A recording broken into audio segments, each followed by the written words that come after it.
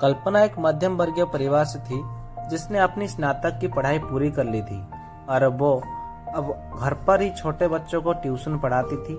कल्पना का रंग गोरा था और वो दिखने में बिल्कुल गुड़िया की तरह थी। कल्पना के माता पिता उसकी शादी के लिए एक अच्छे लड़के की तलाश कर रहे थे। तभी कल्पना के मामा एक लड़के के बारे में बताते हैं। वो कहते हैं कि लड़का का नाम राहुल है।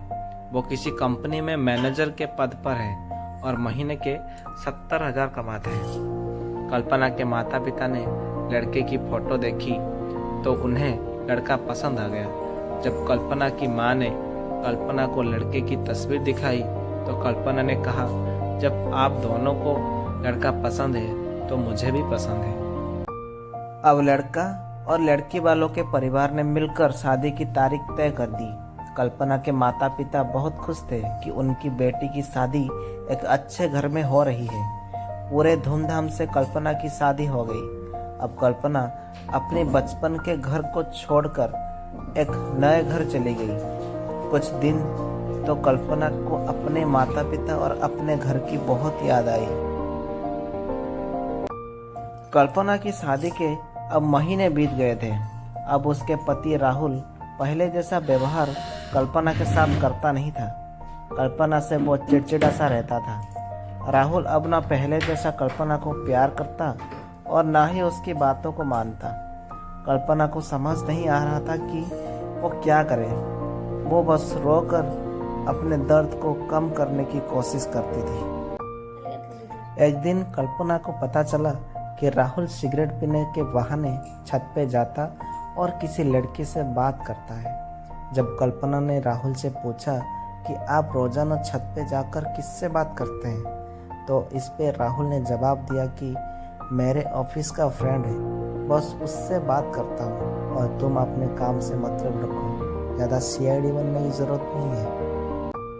होली का दिन था। राहुल के कुछ दोस्त उसके घर आए थे। सभी ने घर पर पार्टी किया। उस दिन राहुल का एक दोस्त थोड़ा ज़्यादा ड्रिंक कर लिया था और उसने नशे में कल्पना के सामने जाकर कहा, भाभी आप इतनी प्यारी और मासूम हो, फिर भी राहुल भाई दिन भर उस घमंड नेहा से बात करते रहते हैं। लगता है कि आप राहुल भाई का सही से ख्याल नहीं रखते। ये सुनकर कल्पना का शक अब हकीकत बन चुका था। अगली सुबह जब कल्पना ने राहुल से पूछा कि ये नेहा कौन है और क्या लगती है आपकी, राहुल कहता है, मैं तुम्हें क्यों बताऊं? कल्पना, मैं बीवी हूं आपकी। राहुल, देखो तुमसे पहले वो मेरी लाइफ में आई। कल्पना, तो फिर मुझसे शादी क्यों किया? राहुल, बस तुम अच्छी लगी इसलिए शादी कर लिया। कल्पना, अब तुम देखना उस कमीनी लड़की को कैसे सबक सिखाता हूँ। नेहा को कब कल्पना ने कमीनी कहा तो राहुल ने गुस्से में कल्पना को बहुत मारा और उससे कमरे में बंद कर दिया। कल्पना के सास को सब पता था, फिर भी वो अपने बेटे के सामने एक शब्द भी नहीं बोलती थी। शाम को जब राहुल आया तब उसने रूम का दरवाज़ा खोला। उस दिन कल्पना की तबीयत खराब हो गई थी, फिर भी उसकी हालत में उसने खाना बनाया। कल्पना ये सारी बातें अपनी माँ को बताना चाहती थी, लेकिन चाहकर भी वो नहीं बता पा रही थी, क्योंकि वो जानती थी कि अगर उसके माता पिता को ये सब पता चलेगा तो वो परेशान हो जाएंगे। राहुल अब कल्पना के साथ नौकरानी जैसा व्यवहार करने लगा। छोटी छोटी बातों पे उसे मारता। कल्पना अब धीरे धीरे डिप्रेशन का शिकार होने लगी। उसके दिमाग में गलत गलत ख्याल आने लगे।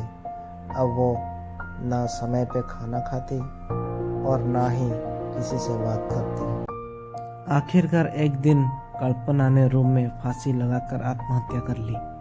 कल्पना ने आत्महत्या का कारण किसी को नहीं बताया, लेकिन उसके सास को पता था कि कल्पना ने आत्महत्या क्यों किया।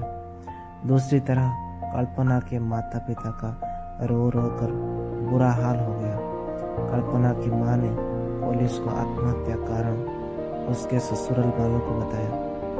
पुलिस राहुल और उसके माता पिता को ले गए, लेकिन पैसों के दम पर कुछ ही दिनों में राहुल और उसके माता पिता जेल से छूट गए। दोस्तों, जीवन में अक्सर अच्छा दिखने वाला इंसान अच्छा नहीं होता।